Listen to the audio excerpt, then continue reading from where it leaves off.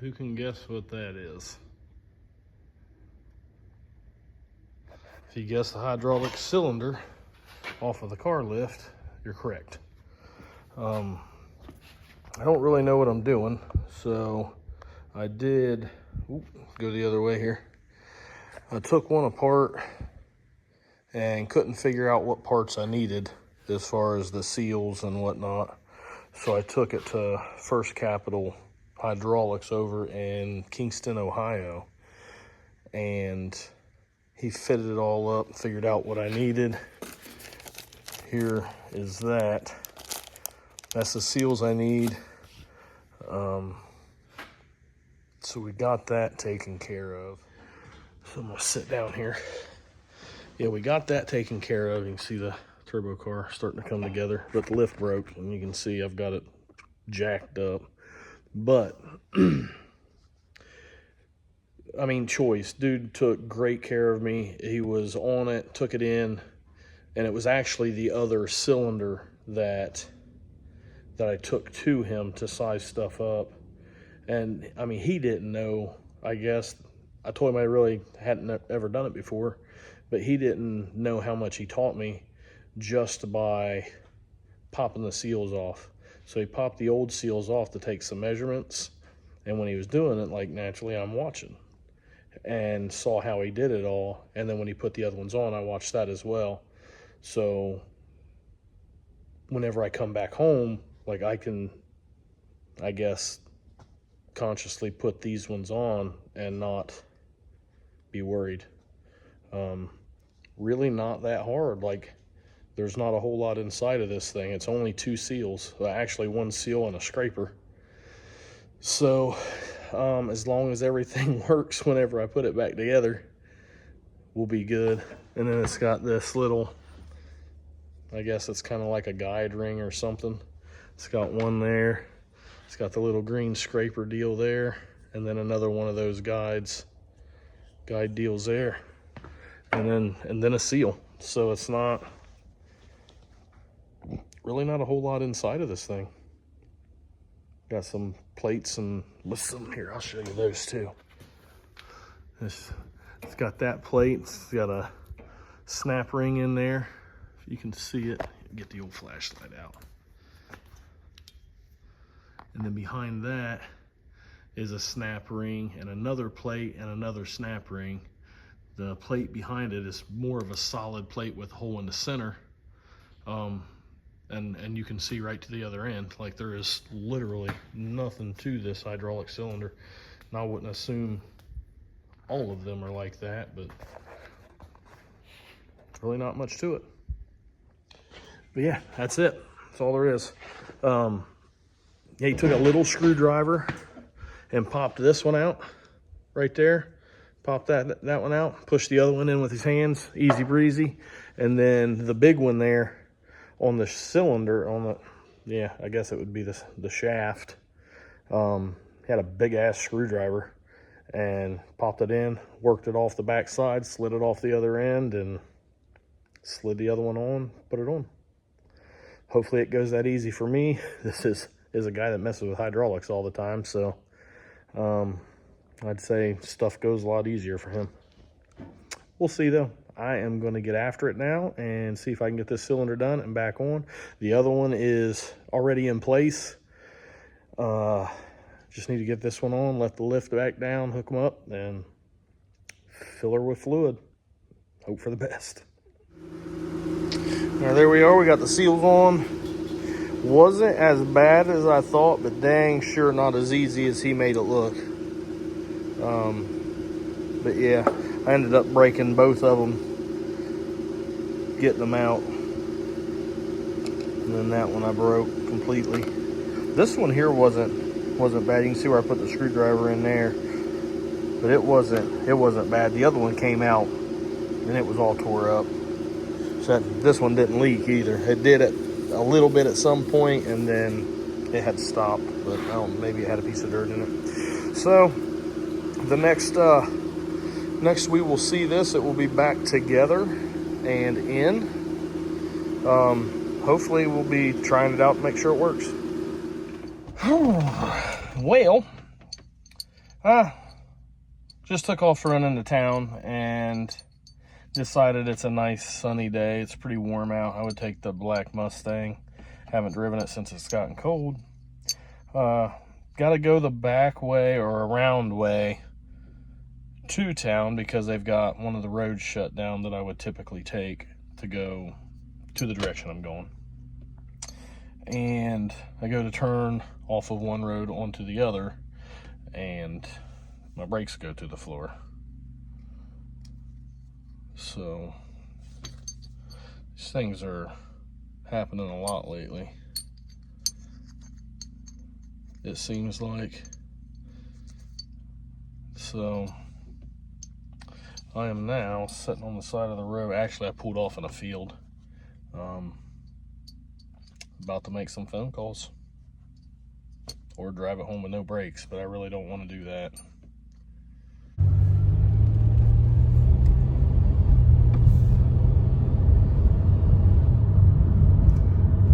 On today's episode of Do You Need Me to Come Get You, Dear?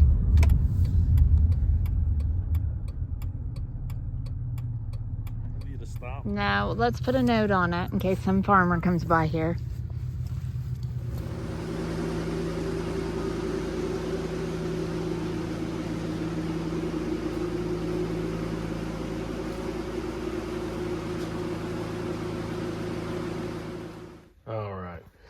So I've got, the owner bought some new plugs. I put one in a good hole and took the one out of the good hole and put in the hole that was fouled.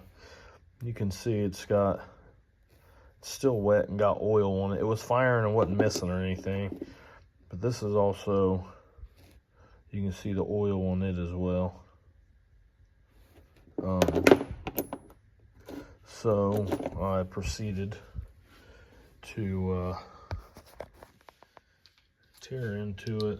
Did a compression test, leaked down. Everything seemed okay. Like I didn't hear anything. So I went ahead and pulled the valve cover off, popped those two rockers off, valve springs off, and I haven't done the other cylinder yet. We've got 6 and 8. But what we do have is on the intake, and this still feels good and soft and pliable and everything. I don't know what this guy here means, but it's all fucked up, or sorry, all mauled up and broke. So I almost wonder if it didn't like wedge down in there and kind of hold it open, or what the deal is. Here's one off the exhaust. It's hard, but intact. So it did come off messed up and broke. I didn't see any damage to anything down inside there, and it still fit rather tight, like it scraped, or scraped the oil off. So that's kind of where that is. Tomorrow I'll get the other cylinder off and see what it looks like. Cylinder 6, sorry. Get it apart, see what it looks like, and hopefully we see something. So far everything's checking out. I mean, the engine's still got cross hatches in the cylinders. They said it's got like 39,000 miles on it since it was put in, if they did their math right on everything. So it shouldn't be hurt, but it did set for 2 or 2.5 years. That's where we're at, so I'm gonna keep plugging away. Hopefully we can figure it out.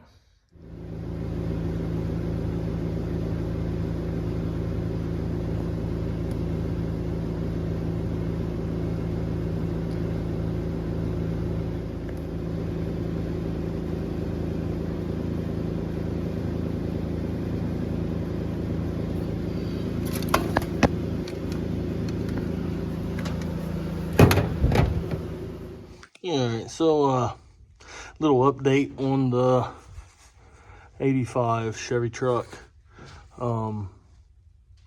It's to the point I've got a few more bolts and the intake will be off. 3 more header bolts, the headers will be off, and head bolts. Well, I got the power steering pump to take off, alternators off, distributors out of it. Yeah. The valves, I feel, are extremely loose in the guides. So we're gonna freshen the heads up. The intake, I feel like the intake gasket was leaking and sucking oil into the ports. We've got the two back cylinders with 6 and 8 with a lot of oil in the port around the intake gasket, and then the rest of them are dry. So intake had to come off. The heads were supposedly freshened less than 40,000 miles ago. Actually, the engine, I think, was put in it, and the heads were even less than that. So why they are so loose, I don't know, but that's where we're at. Come in for a smoking issue, and we're, I guess, trying to get to the bottom of it from the top down. But hopefully this takes care of everything, and this thing runs good and smooth for the guys, and they don't have any more issues. So this is the current state. Like I said, all the intake bolts are out except for this one right here, which is, I don't even understand why they would put it so close and not give clearance, but I guess it's, I don't know, it's got 9/16 head bolts.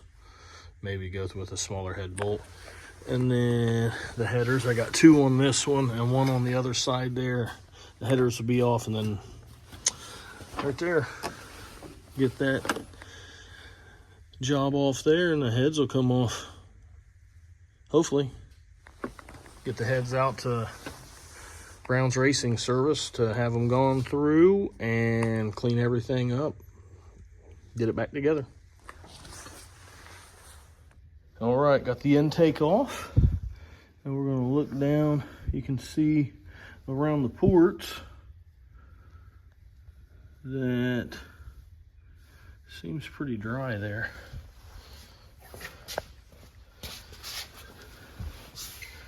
But this side, you see where it's really wet all the way through. Then here's the back too that was really showing. There you can see. So the intake gasket was leaking. It was sucking oil into the ports. I mean, that's even got oil laying on the bottom of the runners running out. So I do believe this is the big culprit. Yeah, you can see that.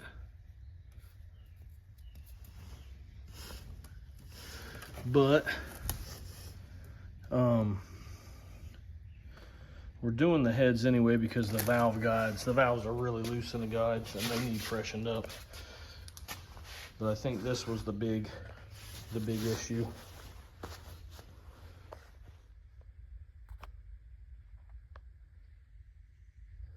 Let's see here. You see back there, that's a water jacket.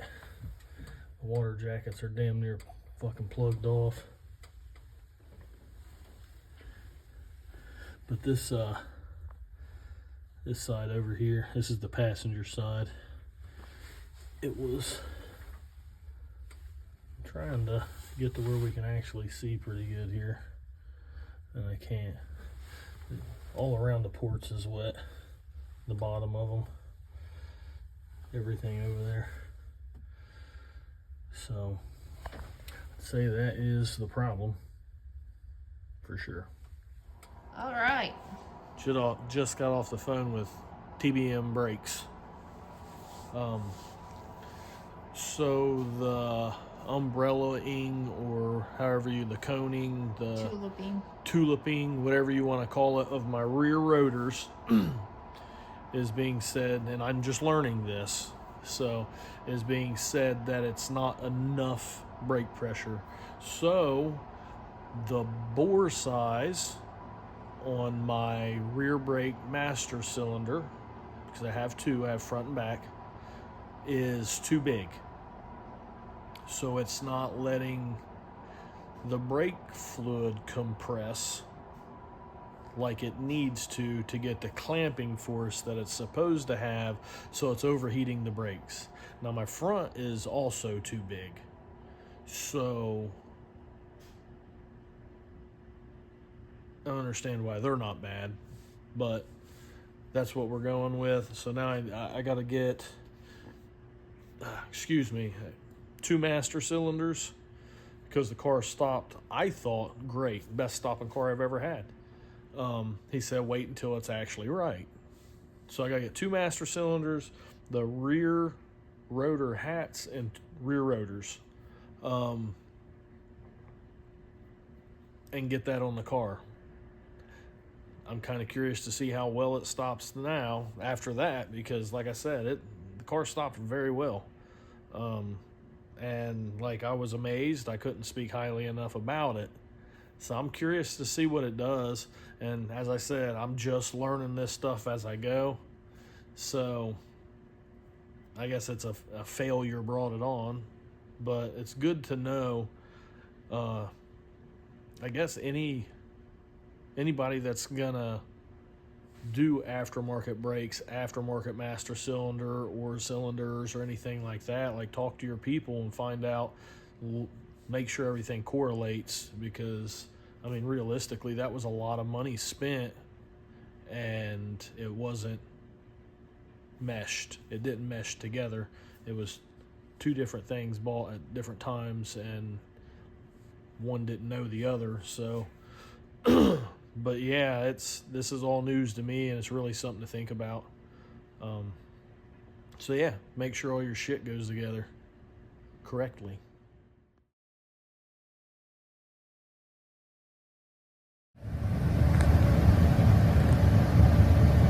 See that turbo down there? That is what we're trying to get to. We're gonna figure out how to get this thing changed. Looks like there's a lot of shit underneath of it. Starters under there. There's a bunch of stuff under there.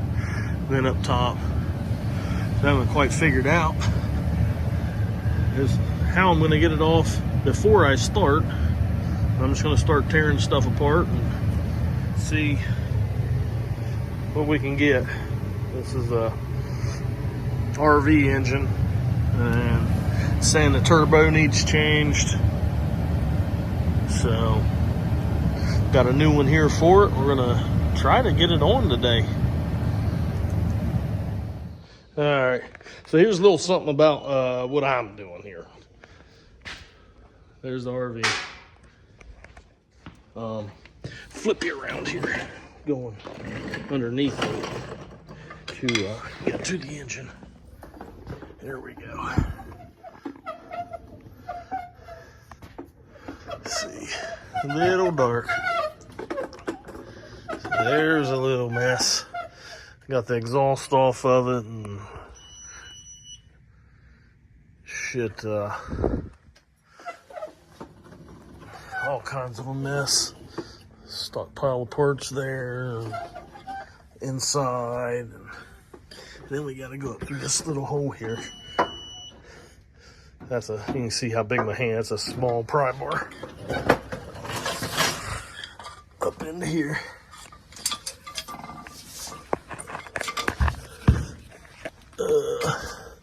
There's the turbo.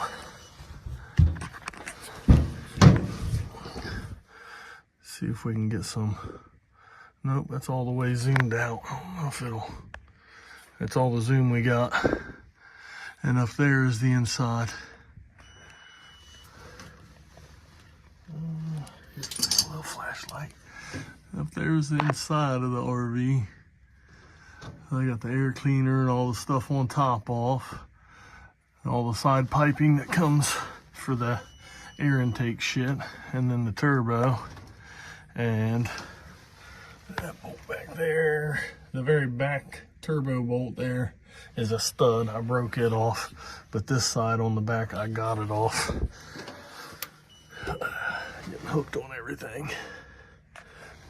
But the turbo sets like down halfway in the damn frame, and all this crap back here is attached to it. But I'm at the point now that it's just hanging here. So I'm assuming that the studs are rusted inside of the turbo housing there. And it's just holding it in place. I'm trying to get it to come down, and then hopefully weasel this thing out and start the reassembly. Now, mind you, I was up at 2:30 this morning to get ready to go to work. Was at work at 4, worked till 2:30, 4 a.m. to 2:30 p.m. and then swung by the house real quick and hightailed it up here to Pickerington to work on this thing. So, long day. And worked on it for a good many hours yesterday to get to this point. When I came, I had the oil drain, which is right there, and the back stud. But I brought a little torch, MAP gas torch, and heated that up real good. It came off fine. Once it broke loose, it came off. Everything was good, but I did break the other one. So I've got to fix that shit once I get this out of here. But that's where we're at on Project RV repairs. Here we go. It's a tad bit loud, but there's not really a whole lot to be able to see. The turbo is in it, and I didn't get a whole lot leading up to this because it sucked, like real bad. A whole lot of video there, but it is in. It is mounted. It is bolted. Let me get up in here. And it is, the lines are hooked up, the electrical's all hooked up, the P-clamp's bolted back up. So this is all what it looks like from down here. Still got to get the exhaust on it. Realistically, get the exhaust on it, which I think I need a clamp for, or a couple clamps for the exhaust or something. There's screwed up clamp somewhere, and it will be ready to fire up, I think, and check for leaks and stuff. I got to put all the coolant back in it, or I'm gonna put new coolant in it. But yeah, so hopefully tomorrow or the next day, whenever I can get back out here, get it all finished up, or if it all happens, we'll be good to go. We got it pulled out. It's running. I didn't see any leaks. We got Matt backing the rollback out, which is the next job to go in. So we're just pulling this thing out to get that in, so it's ready to work on tomorrow. Donald's coming to work on it. I'm gonna get this turned around tomorrow, get it warmed up, reassure that there's no leaks, take it for a test drive, hook the scanner up to it, clear all the codes, see what, if anything, comes back. It does have an ABS light on, so that's not gonna clear. We already tried it. Drive it around and see if it does any better.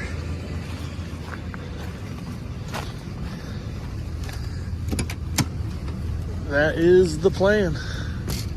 And then maybe take it home. Okay, so got the RV all the way together. Fired it up. It fired up, it doesn't leak. And the check engine light comes and goes. It's got a new turbo on it.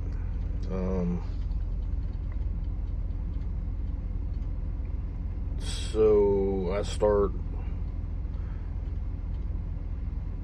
trying to figure out what the heck is going on. Get a hold of a buddy, which is Donald. He's got the scanner that will plug into this thing and get it figured out to where he can bring that over and we can hook up to it. Maybe it just needs the codes cleared. And he come over, it has a bunch of VGT codes.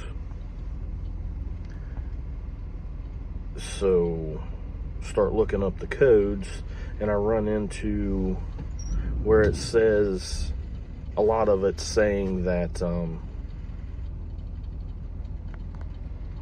you have to calibrate the VGT setup.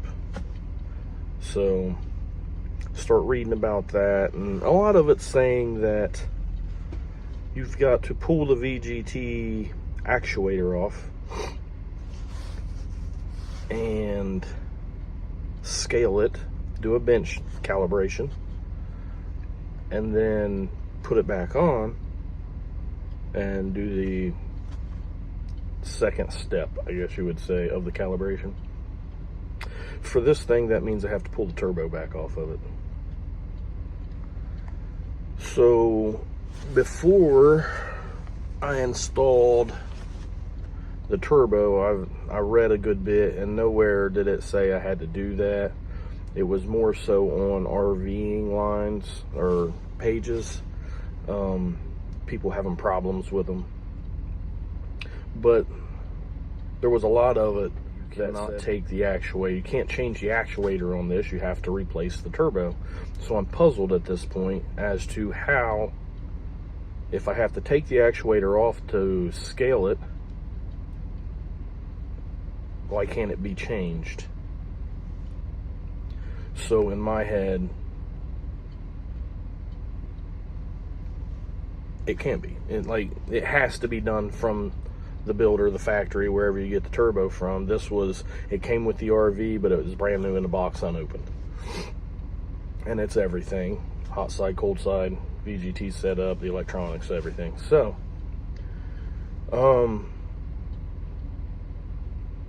I then call MHC of Chillicothe and ask them about doing a VGT scale on it. Told them what year it was, and they come back with it would have to be removed to do both parts. So I then explained that everything I've read is they don't come apart. So everything I just said to you was, how can it come apart to be scaled if you can't change the actuator or replace the actuator, this, that, and the other. So they then talked a little more and didn't realize that I told them that it was a 2003. The 2003 they should be able to just plug into, do the rescale, and be good to go. So it is December 6th. It is pretty cold out. And I'm gonna take this over to MHC, drop it off. Should be able to pick it up Monday. And hopefully it runs good. It doesn't have a check engine light, and it actually makes power, because it is a PUD right now. So yeah, that's the hopes. Would really like to get through this part of this project that I got myself into and move on to other stuff that it needs. At this point, the old RV with the trailer hooked to it will pull this thing backwards. So not really what I expected out of a motor that's supposed to make more power. That's where we're at, and we'll be headed to MHC here directly. You can see there the check engine light's on, and it goes off, it comes back on, it goes off, it comes back on. We've got the ABS light, which I'm not too concerned with at all. That is a right hand drive axle speed sensor fault. I can surely figure that one out. Then the part brake. So we have 63,104 miles on it. So hopefully this takes care of it, and I can actually see what kind of power this has got. The guy we bought it off of says it's a beast when it's running right. So it can only be so much of a beast. It does have a common rail 5.9 in it, but it's supposed to make more power than my 24 valve per the books. Now we don't know what's done to the 24 valve, if it's been turned up or anything. It does run pretty decent and pulls pretty decent for being a 5.9 Cummins and a 38-foot RV pulling a 32-foot trailer.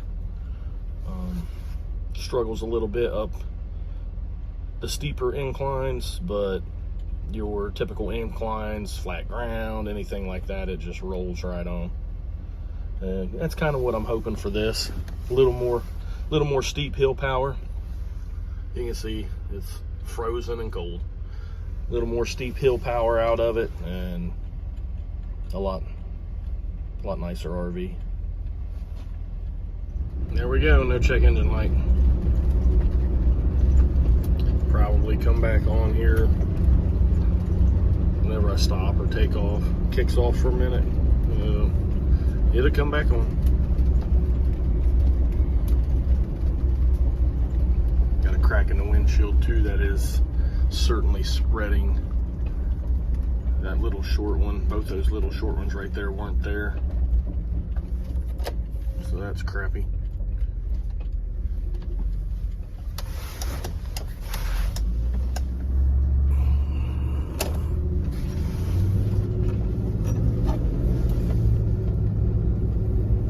Get a couple lower mirrors for it, you can see.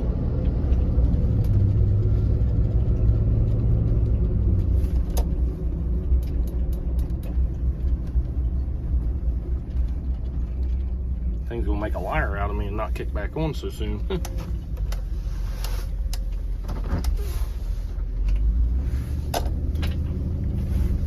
This thing does run smooth, rides smooth.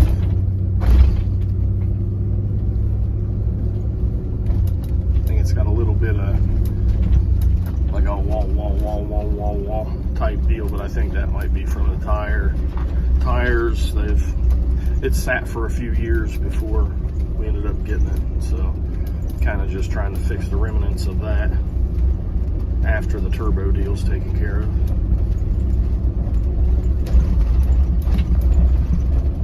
Maybe it's not going to kick back on, but it will.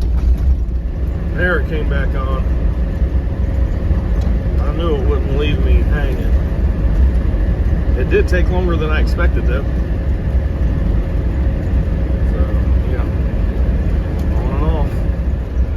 This crack is legitimately cracking, getting longer as I'm driving down the road. I don't know if it's going to do it some more, but it definitely caught my eye.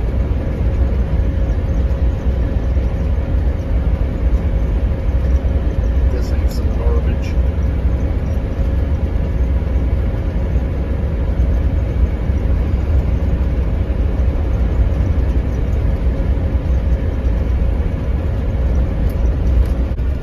Definitely needs a bath. This thing hasn't been washed in 2.5 years or whatever it is, 2 years. And I haven't been able to clean it or wash it. So I hear there's a really good place up in Columbus, a truck wash place that does an excellent job. I might just take it and have it done rather than me trying to do it. Especially since it's freezing cold.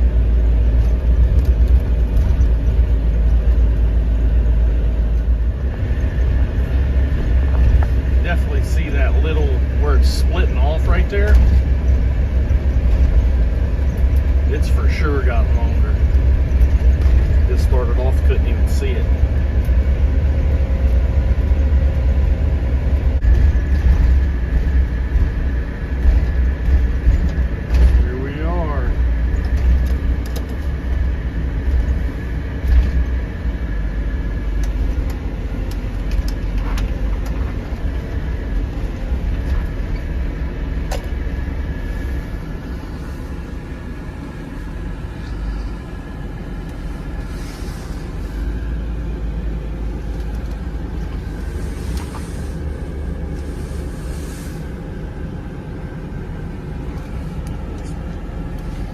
See, they do a lot of big truck work.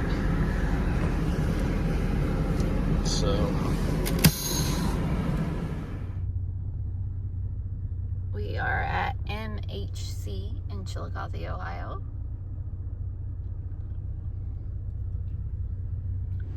All right, you've been really busy with projects, other projects, winter projects. yeah. So is the lift fixed? Yeah.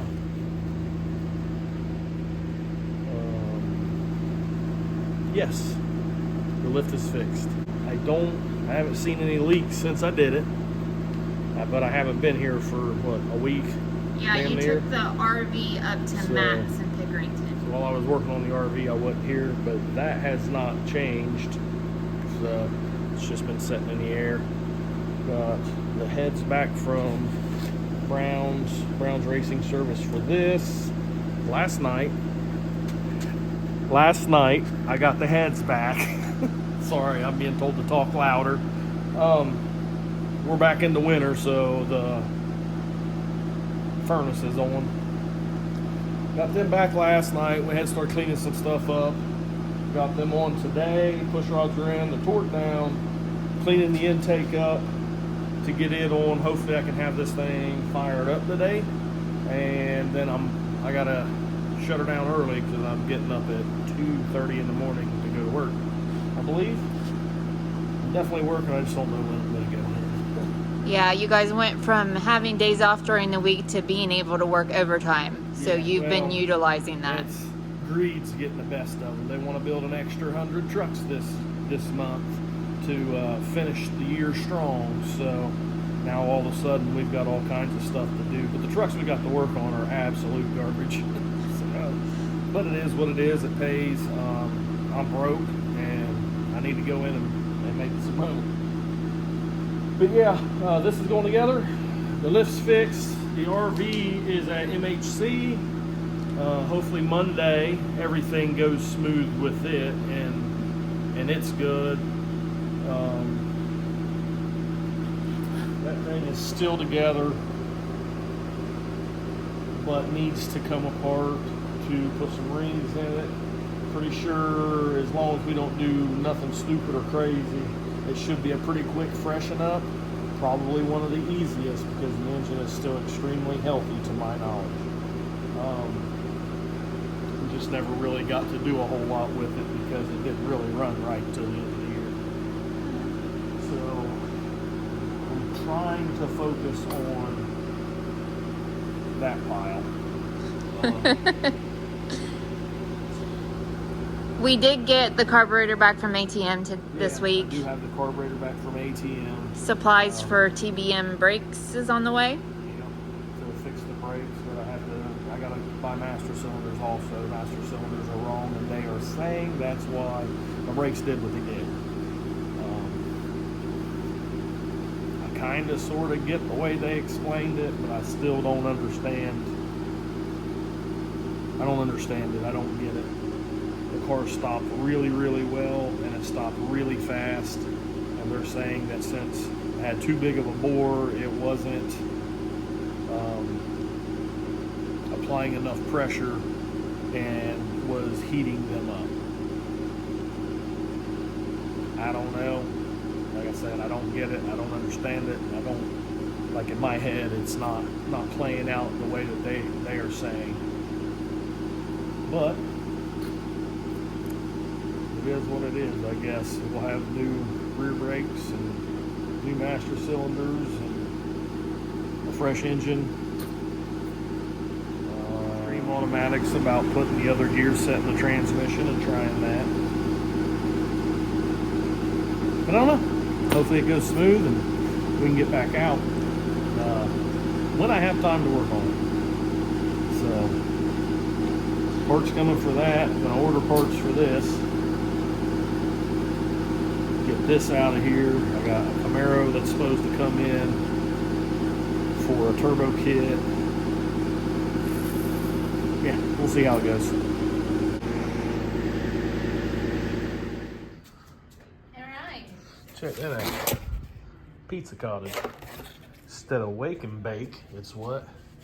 It's take and bake. Take and bake. I've never had Pizza Cottage, in my defense. CJ's had it multiple times. I haven't had it in years. Yes, but I ordered online because I was busy trying to take care of the coloring books today. Always an excuse to mess up. Yeah, so be careful ordering online. Now we are baking our own pizzas, which we paid for, which is ridiculous.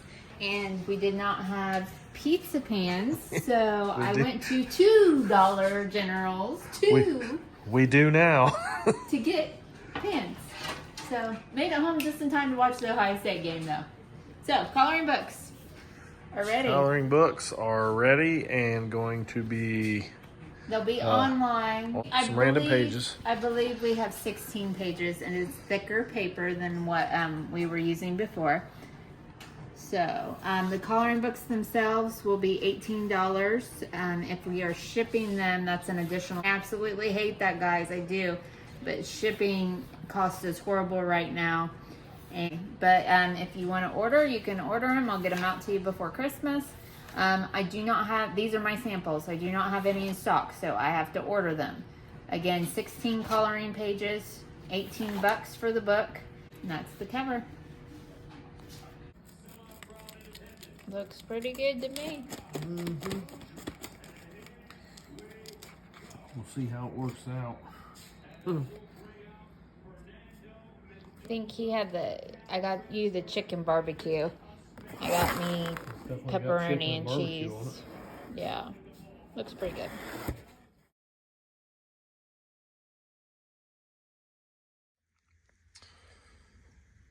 I'm gonna do a cold start video. Got this thing together last night.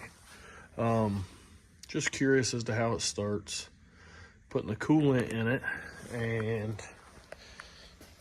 noticed a coolant leak at the radiator. So the radiator has a hole in it right behind, and it's not the right radiator.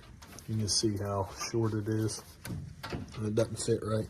But where it was beating against the edge of the fan shroud there, it's rubbed or knocked a hole in it. So it's got that. See what it does.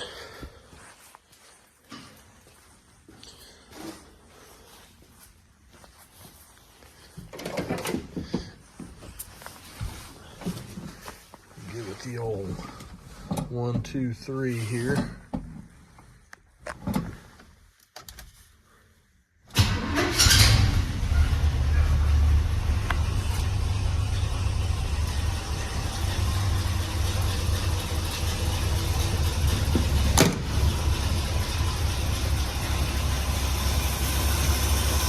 Back to running.